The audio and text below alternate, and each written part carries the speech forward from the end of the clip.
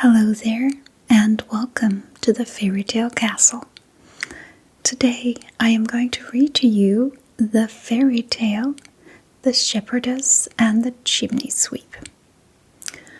I have this beautiful book here, 14 Fairy Tales by Hans Christian Andersen, the famous Danish fairy tale writer of the 19th century. So, let's open the book and find the fairy tale.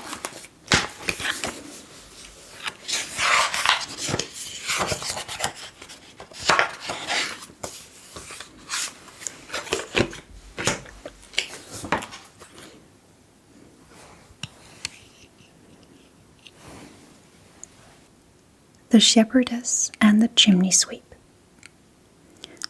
Have you ever seen a very old chest, black with age and covered with outlandish carved ornaments and curling leaves? Well, in a certain parlor, there was just such a chest, handed down from some great-grandmother. Carved all up and down it ran tulips and roses, odd-looking flourishes, and from fanciful thickets little stags stuck out their antlered heads. Right in the middle of the chest a whole man was carved. He made you laugh to look at him, grinning away, though one could not call his grinning laughing. He had hind legs like a goat's, little horns on his forehead, and a long beard.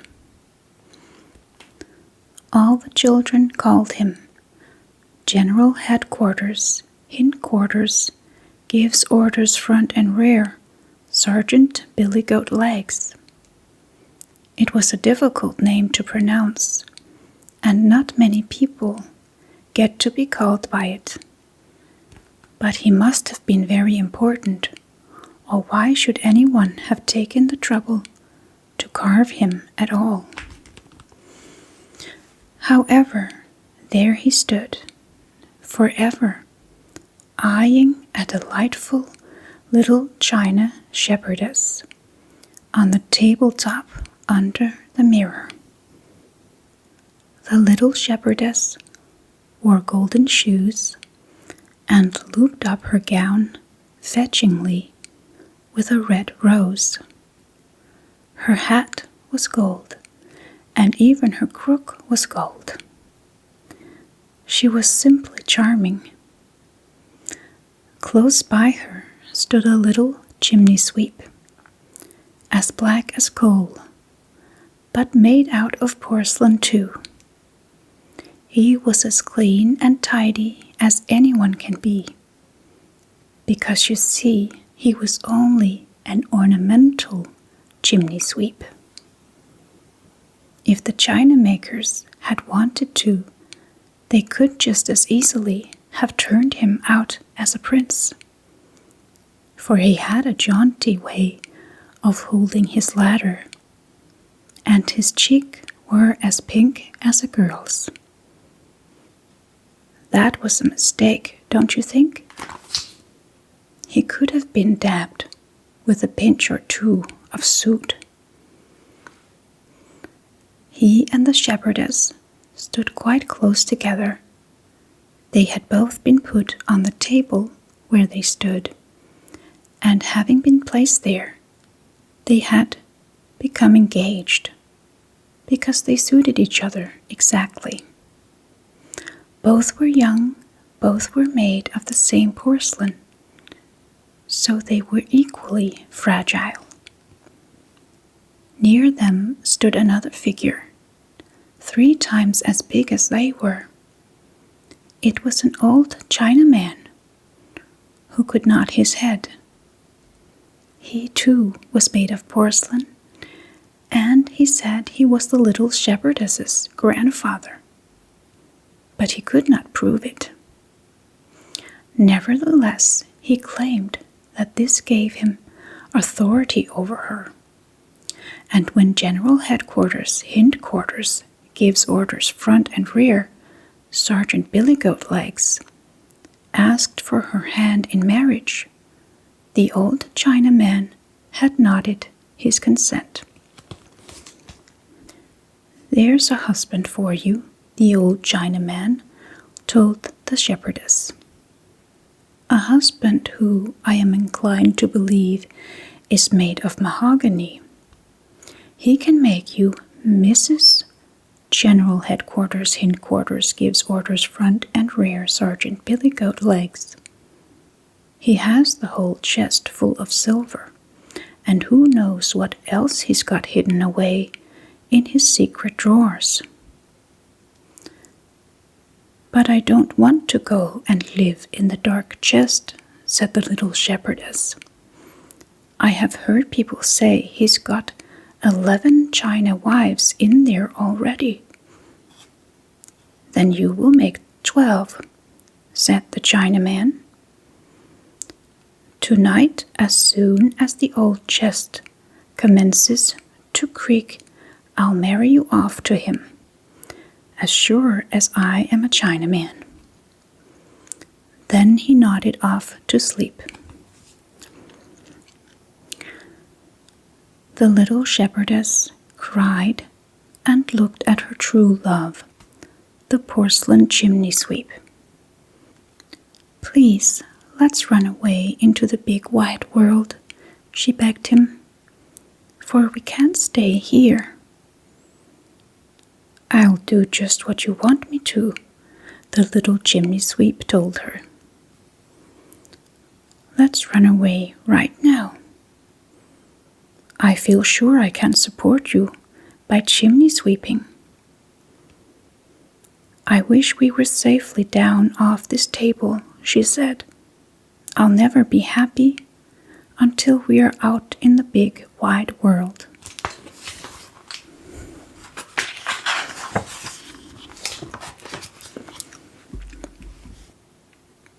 He told her not to worry, and he showed her how to drop her little feet over the table edge, and how to bow to step from one gilded leaf to another down the carved leg of the table. He set up his ladder to help her, and down they came safely to the floor. But when they glanced at the old chest, they saw a great commotion.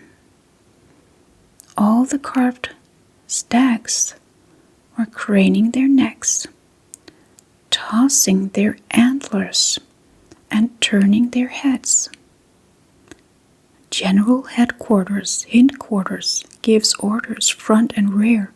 Sergeant Billygoatlegs jumped high in the air and shouted to the old Chinaman, "They're running away! They're running away!" This frightened them so that they jumped quickly into a drawer of the window seat. Here they found 3 or 4 decks of cards, not quite complete, and a little puppet theater, which was set up as well as it was possible to do.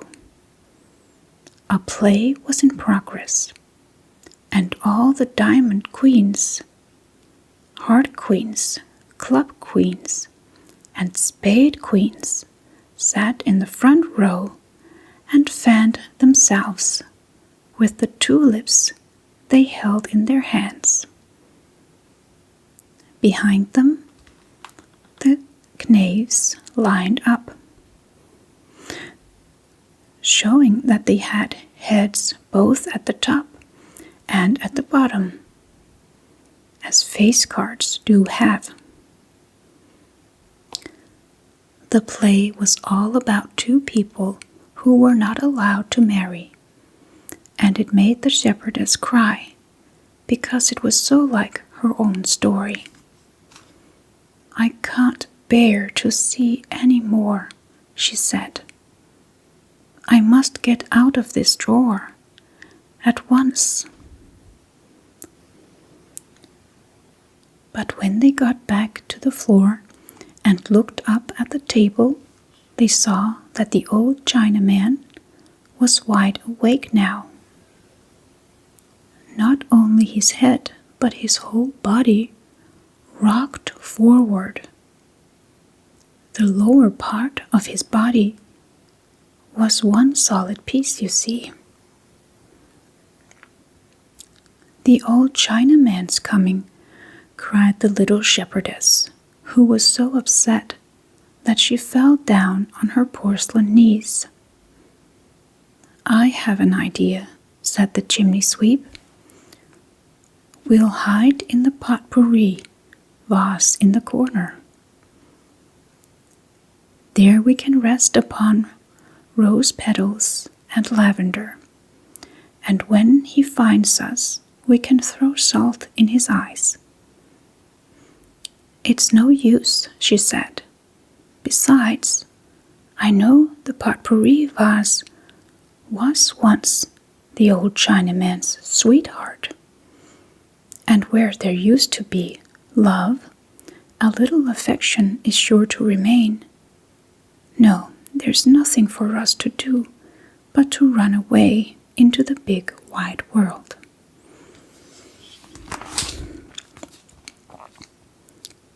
"Are you really so brave that you'd go into the wide world with me?"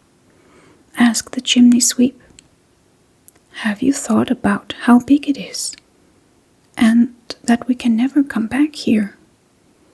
"I have," she said. The Chimneysweep looked her straight in the face and said, "My way lies up through the chimney.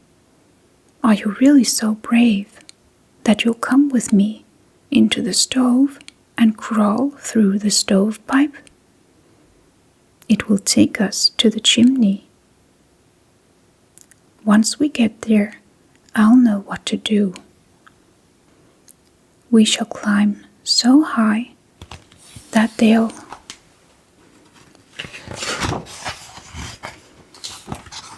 never catch us. And at the very top, there's an opening into the big wide world." He led her to the stove door. "It looks very black in there," she said. But she let him lead her through the stove and through the stovepipe.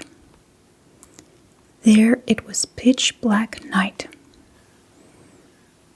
"Now we've come to the chimney," he said, "and see how the bright star shines over our heads." A real star high up in the heavens shone down as if it wished to show them the way. They clambered and scuffled, for it was hard climbing, and terribly step way up high. But he lifted her up and held her safe, and found the best places for her little porcelain feet. At last they reached the top of the chimney, where they sat down, for they were so tired, and no wonder. Overhead was the starry sky, and spread before them were all the housetops in the town. They looked out on the big wide world. The poor shepherdess had never thought it would be like that. She flung her little head against the chimney-sweep and sobbed so many tears that the gilt washed off her sash. "This is too much," she said. "I can't bear it. The wide world is too big. Oh, if I only were back on my table under the mirror. I'll never be happy until I stand there again, just as before." I followed you faithfully into the world, and if you love me the least bit, you'll take me right home." The Chimneysweep tried to persuade her that it was not sensible to go back. He talked to her about the old Chinaman, and of General Headquarters, Hindquarters, gives orders, front and rear, Sergeant Billygoat-Legs. But she sobbed so hard and kissed her Chimneysweep so much that he had to do as she said, though he thought it was the wrong thing to do.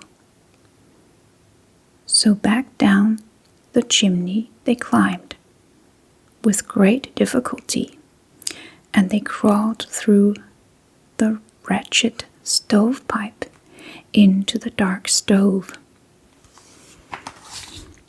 Here they listened behind the door to find out what was happening in the room.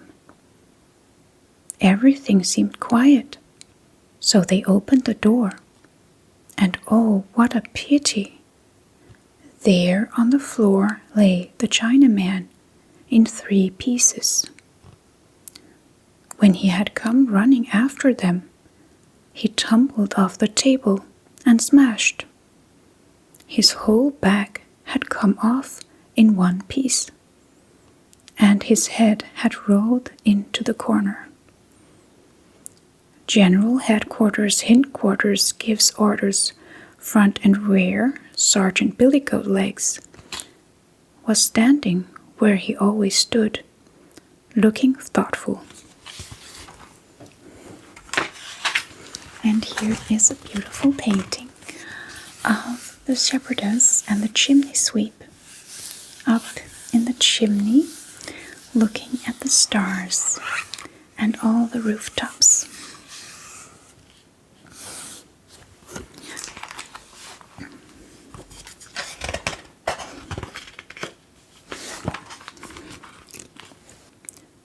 "Oh dear," said the little shepherdess, "poor old grandfather is all broken up, and it's entirely our fault. I shall never live through it." She wrung her delicate hands. "He can be patched," said the Chimneysweep. "He can be riveted. Don't be so upset about him. A little glue for his back and a strong rivet in his neck, and he will be just as good as new, and just as disagreeable as he was before." "Will he really?" she asked, as they climbed back to their old place on the table. "Here we are," said the Chimneysweep, "back where we started from. We could have saved ourselves a lot of trouble. Now if only old grandfather were mended," said the little shepherdess. "Is mending terribly expensive?" He was mended well enough. The family had his back glued together, and a strong rivet put through his neck. That made him as good as new, except that never again could he nod his head. "It seems to me that you have grown haughty since your fall, though I don't see why you should be proud of it. General Headquarters, Hindquarters, gives orders, front and rear, Sergeant Billygoat-Legs complained." "Am I to have her or am I not?" The Chimneysweep and the little shepherdess looked so pleadingly at the old Chinaman, for they were deathly afraid he would nod. But he did not. He could not. And neither did he care to tell anyone that for ever and a day he would have to wear a rivet in his neck. So the little porcelain people remained together. They thanked goodness for the rivet in grandfather's neck, and they kept on loving each other until the day they broke.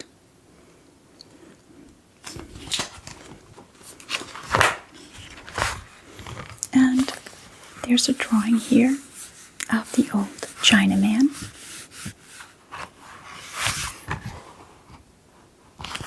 Yes.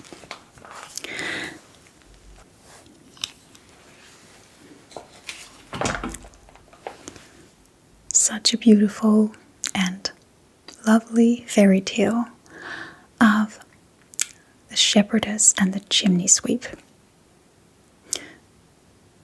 The feminine and masculine on their quest in life, fighting together for their love and for their freedom. If you enjoyed this fairy tale, please comment down below and tell me what you thought about it and what you liked about it. And make sure to also suggest what fairy tale I should read in my next video. I wish you a wonderful and peaceful sleep, and I'll see you again very soon.